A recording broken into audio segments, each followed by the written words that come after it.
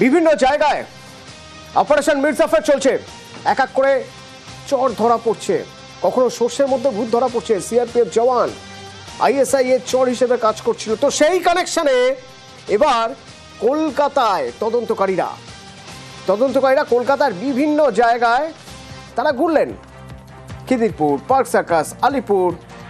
CRPF জওয়ান মতিরাম জাট, তাকে গ্রেপ্তার করা হয়। আমার সঙ্গে অমিত রয়েছে। অমিতের আগে যখন জ্যোতিকে গ্রেপ্তার করা হয়েছিল, তার কলকাতা কালেকশন তার ব্লক থেকেই পাওয়া গিয়েছিল। সে কলকাতায় এসেছে, বিরিয়ানি খেয়েছে, ব্যারাকপুরে গিয়েছে, মৈত্রী এক্সপ্রেস ধরে কলকাতায় এসেছে, দুরন্ত ধরে দিল্লিতে গিয়েছে। মতিরাম জাটের কলকাতা কানেকশন কি? তদন্তকারীরা এখানে কোথায় কোথায় গেলেন?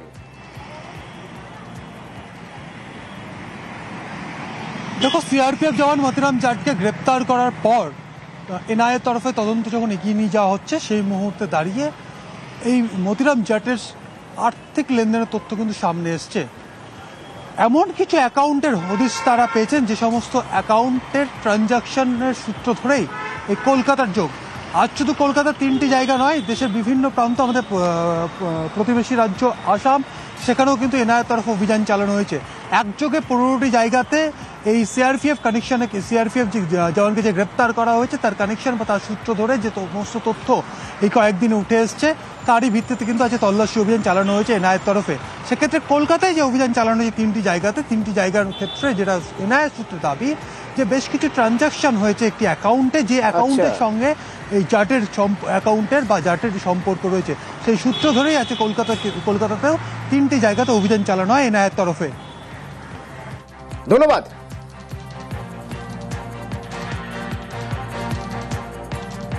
উনি যা নিয়ে এসেছিলেন 5000 রেকর্ড নিয়ে এসেছিলেন, 5000 রেকর্ডে সার্চিং করে যে উনি 5000 কিছু রেকর্ড পাইনি, ঠিক আছে?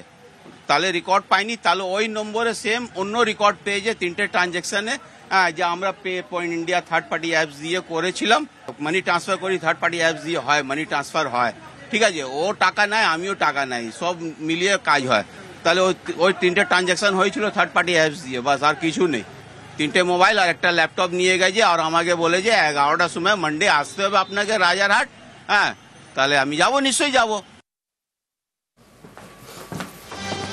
এই দেখুন, নর্থ সিকিমের ছবি, উত্তর সিকিমে পর্যটকদের যাওয়ার পারমিট, সব গাড়ির পারমিট ক্যান্সেল করা হয়েছে। মঙ্গল প্রশাসন ক্যান্সেল করে দিয়েছে। উত্তর সিকিমে এমন ভয়াবহ পরিস্থিতি, তিস্তা রীতিমতো ফুঁসছে। কি অবস্থা সেখানকার জানবো। পার্থপ্রতিম আমার সঙ্গে রয়েছেন। পার্থপ্রতিম, একেবারে তাই, বিপর্যস্ত কিন্তু গোটা নর্থ সিকিম, বিশেষ করে চুংথাং থেকে লাচেন যাওয়ার যে রাস্তা, সেই জায়গায় কিন্তু একাধিক জায়গা ইতিমধ্যে বর্ডার রোড অর্গানাইজেশনের জওয়ানরা সে ধস সরানো কাজ শুরু করেছে। কিন্তু আজ রাতের আগে সে ধস সরানো কাজ কোনোভাবেই সম্ভব নয়, কেননা গতকাল থেকে লাগাতার বৃষ্টি হয়, তার জেরে কিন্তু তিস্তা রীতিমতো ফুসছে সাংকালাং এবং ফিরাং এলাকায়। সেখানে আমরা দেখা যাচ্ছে যে বেশ কিছু জায়গায় কিন্তু রাস্তার উপর পর্যন্ত জল উঠতে পড়েছে, তিস্তার জল, ফলে তিস্তা তার জন্য ভয়াবহ রূপ নিয়েছে। তার জেরেই আজ কোনো রকম পারমিট, নর্থ সিকিম বেরোনোর পারমিট না করে দিয়েছে সিকিম সরকার, অর্থাৎ নো এন্ট্রি ছিল পর্যটকদের জন্য। এবং পরিস্থিতির উপর হতে যাচ্ছে মঙ্গলম জেলা প্রশাসন, এবং যদি পরিস্থিতি স্বাভাবিক হয় বা যদিও ভারী বৃষ্টিপাত পূর্বাভাস কিন্তু সিকিম আবহাওয়া হয়ে গেছে, তাকে কিন্তু বৃষ্টিটা পড়ছে গোটা নর্থ সিকিমে। ধন্যবাদ।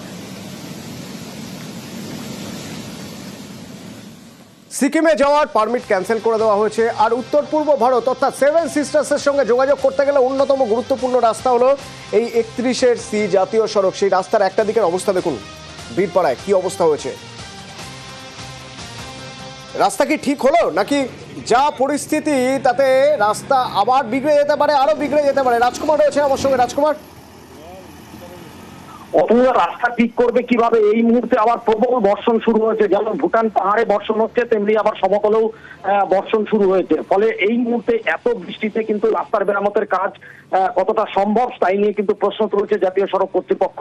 যদিও জাতীয় সড়ক কর্তৃপক্ষের আধিকারিকরা ঘটনাস্থলে পৌঁছেছে, তারা দেখছে যে এই রাস্তা কি করে মেরামত করা যায়, তার একটা প্রচেষ্টা কিন্তু শুরু হয়েছে। অতনুদা, ধন্যবাদ।